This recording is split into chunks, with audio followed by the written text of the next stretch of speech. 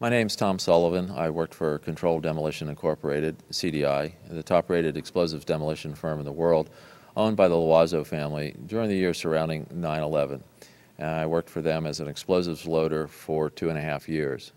As an explosives loader, my job was to place explosives in the buildings to prepare them for demolition. I was licensed while in New York by the New York Fire Department to handle explosives.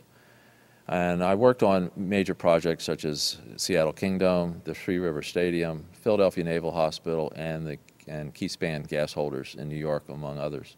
I currently live on the East Coast. Isn't it true that anybody can implode a building straight down just by placing a bunch of explosives around? There are many steps that you need to take. The first off is you have to weaken the building, and that's after a lot of studies have gone into how the building is built in the first place. To weaken the building, that means the staircase, all the staircases have to be cut at intervals. The firewalls have to be removed. The elevator shafts have to be cut and the rails cut, as well as the cars themselves removed. And then you have to move to the support columns on the particular load floors. And those are cut by a torch for two reasons. First, to weaken them, and also to allow for charges to be placed onto the structure, or onto the columns themselves. And that essentially reduces their strength by about 20%. And even with all of that work being done to weaken this building, it still remains safely standing, so we can continue to work in it. The story that just a few columns can cause a synchronized global collapse, an implosion, is, well, that's just nonsense. After the prepping work has been done, then it's time to load the building. And in the case of a steel frame building, that means we load them with RDX cutting charges, which are loaded with individual delays, sometimes as many as 2 to 3 different delays on a given floor. So you have to understand the work is complex and precise and requires years of experience. We were told by the NIST report that fire caused one column to fail, and from that point we had a global collapse of the building in a classic implosion. I don't see how this could actually happen in real life. When we load a building, we have to have all the support columns on a given load floor fail at the same time, within milliseconds of one another, and therefore the entire building comes down in a synchronized implosion. So I think this notion of a one column failure causing an entire building to implode in a synchronized fashion is just nonsense. Looking at the building, it wouldn't be a problem once you gained access to the elevator shafts. Then a team of loading experts would have access to all the core columns and beams. The rest could be accomplished at that point by just the right kind of explosives for the job at hand. The choices are many out there.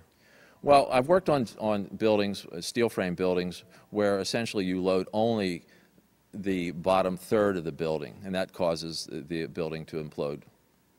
Yes, we have loaded buildings in that fashion, where just the core support columns are loaded, and we don't necessarily have to load the outside perimeter columns to have this building come down successfully.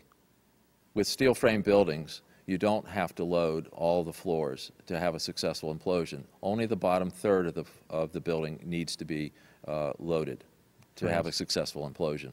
For instance, I worked on a building in Hartford, Connecticut, the CNG building, where we did just that. You wouldn't need miles and miles of det cord. You could have used wireless remote detonators, and they have been available for years. You need to only look at an action movie to see them in use, and of course the military has them as well. Contractors don't use them, on the other hand, because they're just too expensive. Well, you wouldn't have found steel casings to be left in the rubble. They haven't been used for years. What we use now is RDX copper-jacketed shape charges, and when they're initiated, there's nothing left of those charges.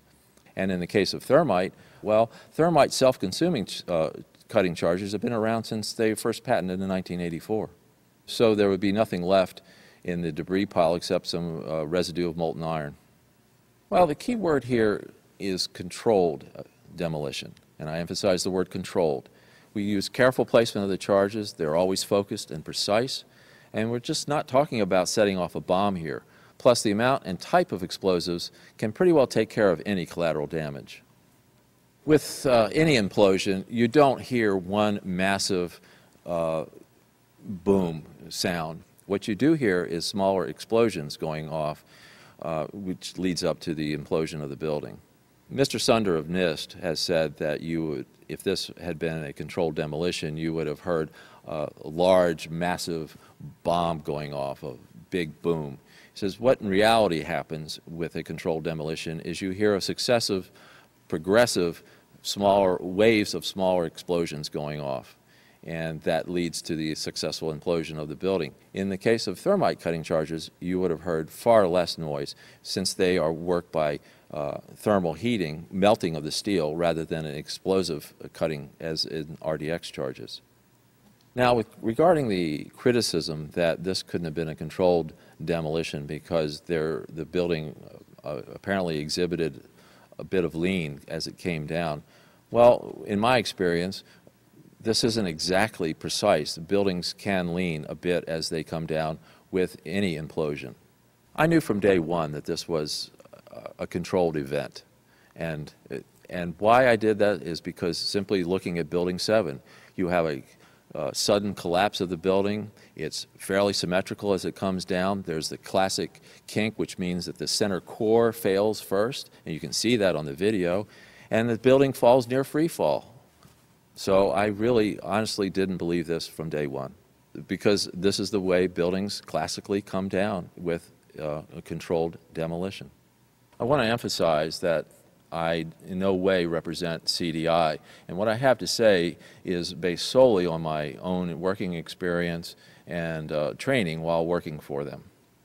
This NIST report is very suspect, because I would have expected in a classic implosion, as I've seen numerous times, is the core to fail.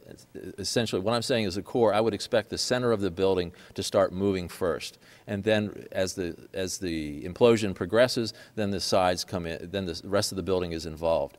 So this idea that it's started on one side and all of a sudden the core starts moving at this, as this thing progresses is just doesn't make sense. What I saw, it was a classic implosion. The center of the core, the penthouse area, starts to move first, and then the building follows along with it.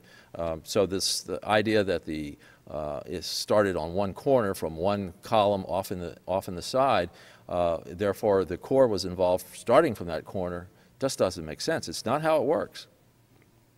Well, again, if you listen to the testimony of people on the ground, they're reporting exactly what I would have expected. I mean, I've been to all the implosions that when I was working at CDI. Again, as you point out, I photographed them.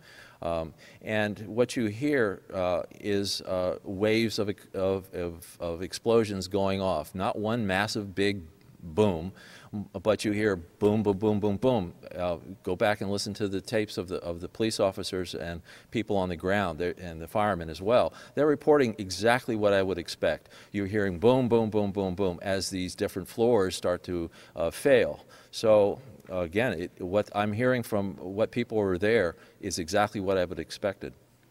You don't break glass. So collateral damage, windows breaking for blocks around, that kind of thing, it just doesn't happen if it's a controlled demolition.